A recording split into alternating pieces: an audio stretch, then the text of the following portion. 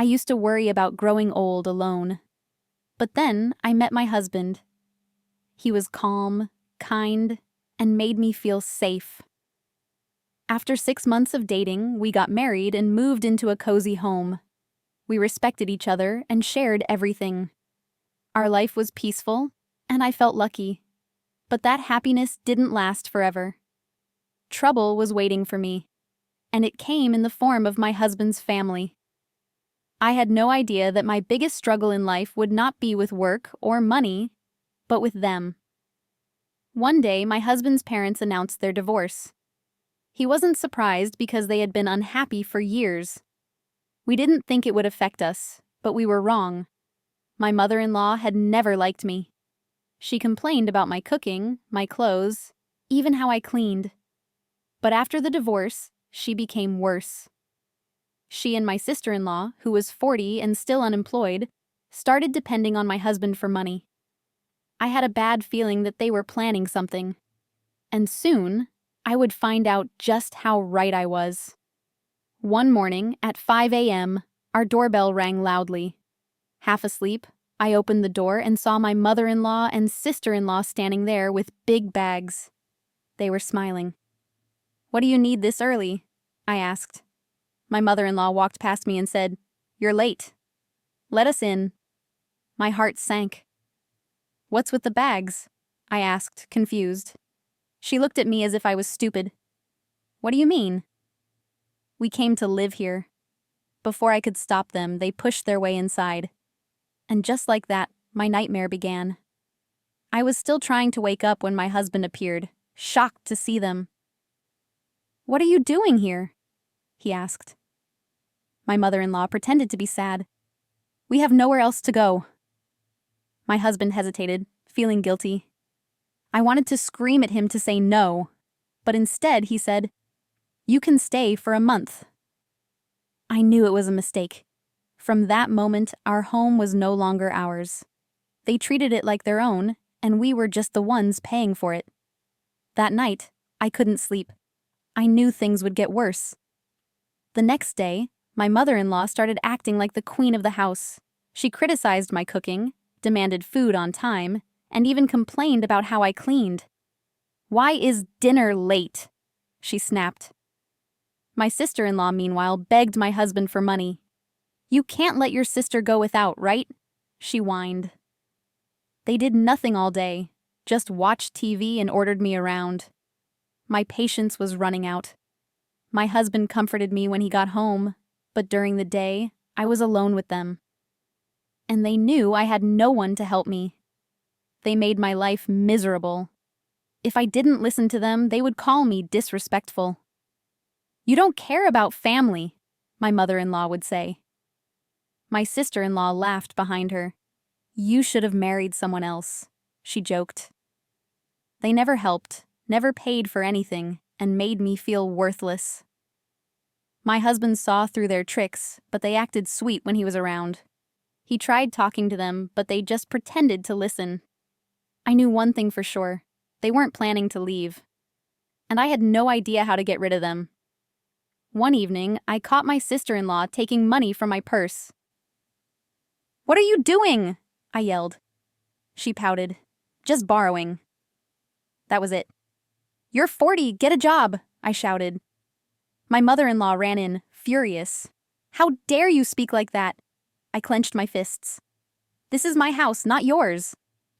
But I knew words wouldn't make them leave. They saw my kindness as weakness. I had to be smart. If I wanted them out, I needed a plan. A plan that would get rid of them for good. My husband had to go on a business trip for a week. "I don't want to leave you with them," he said. "I'll be fine," I lied. But I knew this was my chance. As soon as he left, my mother-in-law smirked. "Now that he's gone, you should take care of us properly." I bit my tongue. I had to stay calm. I had to act like they were winning. But inside, I was planning my move. I would trick them into leaving, and this time, they wouldn't come back. One night, I smiled at them. "You both look tired. Why don't you take a trip? I'll pay." My sister-in-law's eyes widened. A vacation? For real? My mother-in-law nodded. It's the least you can do for us. I nodded. Of course. A whole week at a luxury spa. They were too greedy to say no. The next morning, I booked their trip, packed their bags, and sent them off. The moment they left, I moved fast. My husband came home that night, and together, we prepared for the final step of my plan. While they were relaxing at the spa, we emptied the house. All their things were packed and sent to my father-in-law's place. Then, we called in a demolition team. By the time they returned, the house was covered in construction sheets. My phone rang. "What is happening?" my mother-in-law shrieked. I calmly replied, "Oh, the house is being demolished." Silence, then screaming. "Where's our stuff?" my sister-in-law yelled. "At your father's," I said. "We're moving." And just like that, their nightmare began. They rushed over, furious. My husband met them at the door. "You can't do this!" my mother-in-law cried. "We're family." My husband's face was cold. "A family doesn't use each other." My sister-in-law sobbed, but he didn't care. "We're done. Don't ever contact us again." They had no choice. They were finally out of our lives. For the first time in months, I felt free. But their problems were just beginning. With no home and no money, my mother-in-law and sister-in-law were lost. At first, they went to stay with relatives, but their bad attitudes got them kicked out. Nobody wanted to deal with their selfish ways. My mother-in-law had no choice but to take a cleaning job at a motel. My sister-in-law still refused to work properly, taking small jobs but spending money as soon as she got it. Without savings, she had to move from one cheap motel to another. Meanwhile, my husband and I were finally at peace in our new home. We had won.